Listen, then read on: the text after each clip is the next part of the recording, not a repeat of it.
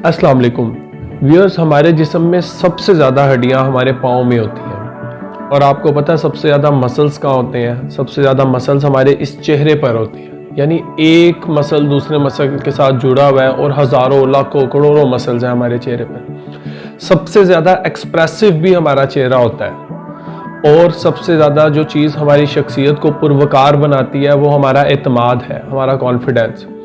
और एतमाद की सबसे बड़ी अलामत मुस्कुराना है। तो आप मुस्कुराएं, इसलिए भी मुस्कुराएं कि ये नबी करीम सल्लल्लाहु अलैहि वसल्लम की सुन्नत है। इसलिए भी मुस्कुराएं कि इससे आपकी शख्सियत में एतमाद पैदा होता है। और इसलिए भी मुस्कुराएं कि जो लोग आपकी मुस्कुराहट के साथ मुस्कुराते हैं, जिनकी खुशियां आपकी खुशियों के साथ जुड़ी हैं, उनको आपकी मुस्कुराहट की ज़रूरत है।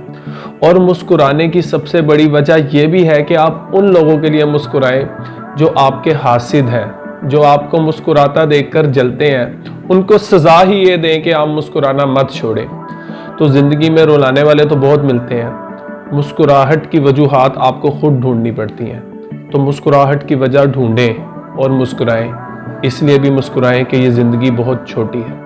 इंशाल्लाह आपसे फिर मुलाकात होगी। अपना अपने गिरदो नवाह के लोगों का ख्याल रखें और मुस्कुराते रहें। अल्लाह हाफिज़।